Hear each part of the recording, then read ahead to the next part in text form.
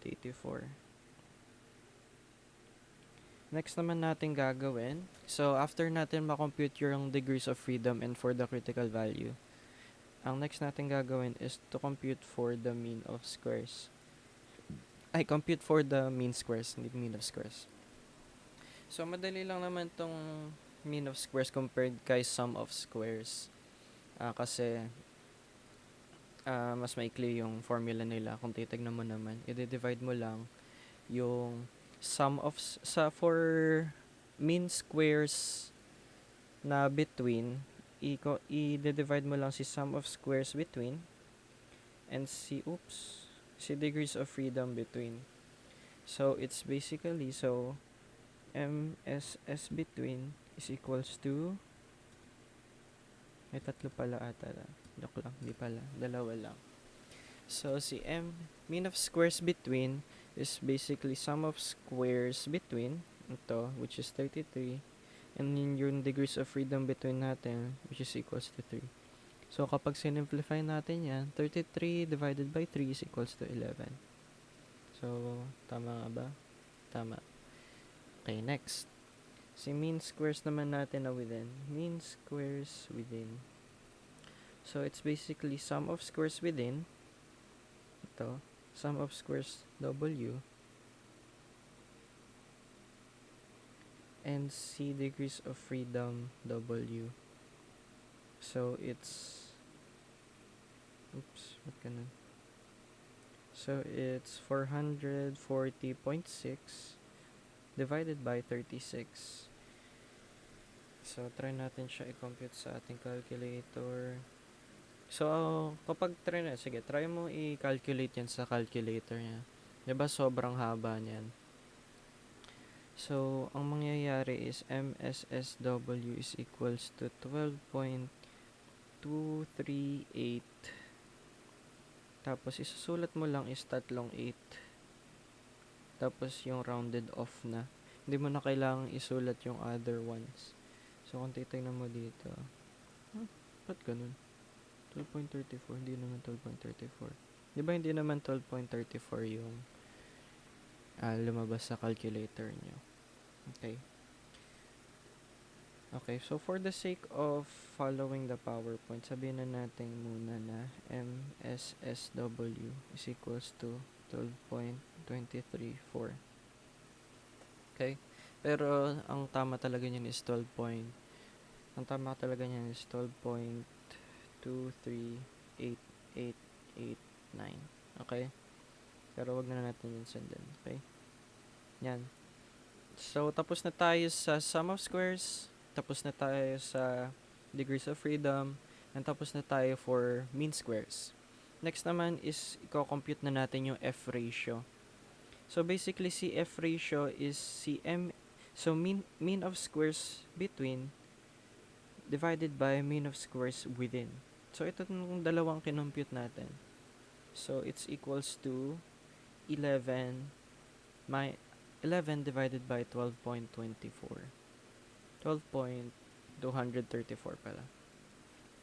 So, tatandaan mo lang, kapag si ratio na, pag na-compute mo na si mean squares, okay, i-divide mo lang itong si MSSB, i-divide mo lang siya by MSSW. Okay? Yan. So, MSSB divided by MSSW. So, 11 divided by 12.23. Pag nilagay natin yan sa calculator natin, ang kalalabasan is 0.899. Yan. So, tama naman. Alright. So, tapos na tayo sa hahanap ng F ratio. Yung computed value natin is equals to 0.899. And nahanap na rin natin yung critical value natin nung hinanap natin si degrees of freedom natin. So, pwede na natin tong escape. So, ang next naman natin gagawin is i-write natin yung conclusion part ng ating group. So, as much as possible, try mong gayahin to, okay? Ang basic format lang naman niya is isusulat lang natin yung groups. yung pangalan ng groups, yung total amount of number per groups, yung sample mean ng groups, and yung sample standard deviation ng groups, okay? Then, kapag nasulat mo na si table, susulat mo na yung computed F ratio natin. So, kanina nga, na-compute natin na 0.89, 0.899 yung computed value natin.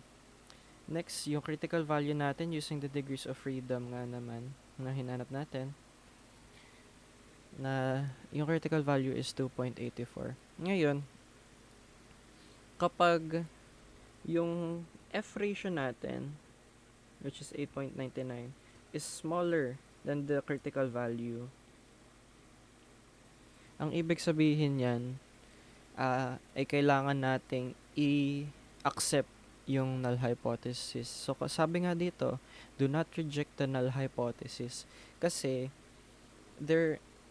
sorry po. Okay, sorry about that.